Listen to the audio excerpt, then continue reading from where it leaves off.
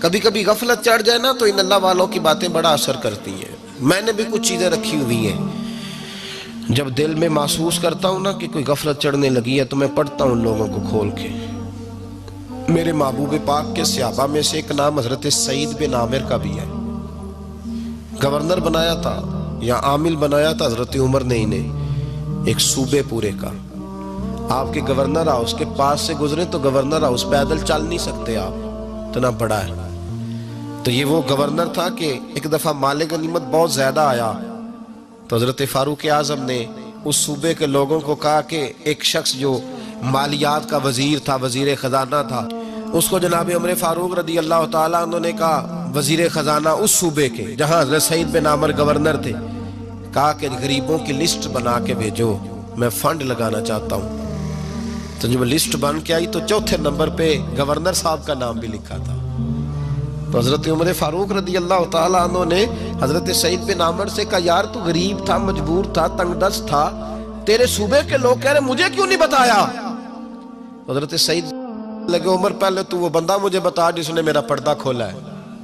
تو بندہ تو بتا، میں جانوں، میرا رب جانے، میں غربتوں کے رونے چوکوں میں کھڑا ہو کے نہیں روتا. میرے پاس کو رنج و علم ہو تو میں اپنے رب کی بارگاہ میں عرض کرتا ہوں، میں اپنے محبوب کو بتایا کرتا ہوں، میں غربتوں کے رونے دنیا داروں کے سامنے نہیں روتا. حضرت عمر گئے، گورنر صاحب کے مقرر کرنے کے بعد 2-4-5 مہینے کے بعد جب حضرت سعید بن عامر کی گورنری کو تھوڑا وقت گزر گیا تو حضرت عمر کا طریقہ تھا، گورنروں کا پتہ کرتے تھے. آپ کا طریقہ یہ تھا کہ جس علاقے کا گورنر ہوتا اس کی جامع مسجد میں سب لوگوں کو جمع کرتے اور پھر گورنر کو بھی بلاتے. تو کہتے کوئی شکایت ہے گورنر کی تو بتاؤ. مسجد میں جمع کیا، لوگ اکٹھے ہو گئے. حضرت فاروق اعظم رضی اللہ تعالیٰ عنہ نے فرمایا، گورنر کی کوئی شکایت ہے تو بتاؤ. تو صوبے کے لوگ کہنے لگے 4 شکایتیں ہیں گورنر صاحب کی. سننا ذرا دل کھول کے، 4 شکایات. کون سی؟ کہ پہلی شکایت یہ ہے کہ جب یہ نئے نئے آئے تھے تو فجر کے بعد مسجد میں بیٹھ جاتے تھے، جس کا دل کرتا تھا مل لے. اب یہ فجر پڑھ کے گھر چلے جاتے ہیں اور اشراق چاشت کے وقت 8-9 بجے آتے ہیں. دوسری شکایت یہ ہے کہ یہ پہلے رات کو بھی ملتے تھے، اب صرف دن کو ملتے ہیں، رات کو نہیں ملتے.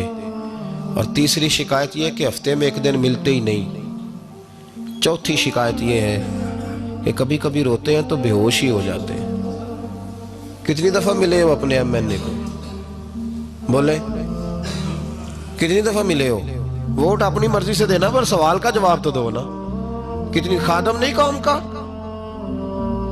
خادم نہیں، کتنی دفعہ ایم پی آپ کا حال پوچھنے آئے جس مسجد کے دروازے پہ بیٹھا ہوتا ہے؟ یہ گونگا بہرا اور اندھی جمہوریت ہے؟ رنگ وہی بہتر ہے جو محمد عربی کے غلاموں نے ہمیں عطا فرمایا ہے صلی اللہ تعالی علیہ، اور یہی چراغ جلے گا تو روشنی ہوگی. حضرت سعید بن عامر گورنر، اور میں اکثر کہتا ہوں اسی دھرتی پر یہ وہ نور والے لوگ تھے جنہیں میرے رسول نے نور عطا فرمایا تھا. یہ ہے تربیت میرے نبی پاک کی. حضرت عمر نے گورنر کی طرف دیکھا، فرمایا بتائیں جناب آپ کی شکایت آئی ہے. پہلی شکایت یہ ہے کہ آپ پہلے فجر کے وقت ملتے تھے، اب اشراق چاشت میں ملتے. حضرت سعید بن عامر رضی اللہ تعالیٰ عنہ کہنے لگے، حضور اگر آپ نہ ہوتے کوئی اور پوچھتا تو میں کبھی نہ بتاتا. حضور میری مجبوری یہ ہے کہ میری بیوی بیمار ہو گئی ہے اور معذور ہو گئی ہے ٹانگوں سے. میں غریب آدمی ہوں، نوکر نہیں رکھ سکتا. اس بھلی مانس عورت نے 30 سال میری نوکری کی ہے، اب وہ بیمار ہو گئی ہے تو کیا میں اس کو چھوڑ دوں؟ میں سویرے اٹھ کے اپنے گھر میں جھاڑو دیتا ہوں، برتن دھوتا ہوں، آٹا گوندتا ہوں، روٹی پکاتا ہوں اور اپنی باوفا بیوی کے منہ میں لقمے ڈالتا ہوں. حضور وہ پخانہ پیشاب کرتی ہے تو وہ بھی میں صاف کرتا ہوں.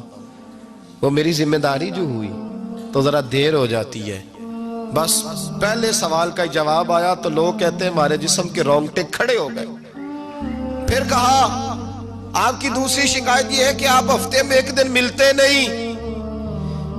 تو حضرت سعید بن عامر کہنے لگے، حضور کاش یہ لوگ مجھے رسوا نہ کرتے، کاش سرعام نہ پوچھتے تو میرے اور میرے رب کا راز تھا، یہی بہتر تھا.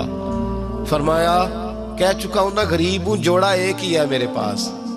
ٹھنڈ کا موسم ہے تو ہفتے میں ایک دن کپڑے دھو کے خشک ہونے کو ڈال کے بیوی کے کپڑے پہن کے بیٹھا رہتا ہوں, اور ذرا شام ہو جاتی ہے باہر آنے میں تو کیا کروں, نہیں آ پاتا. کہا تیری تیسری شکایت یہ ہے کہ تو رات کو نہیں ملتا, صرف دن کو ملتا ہے.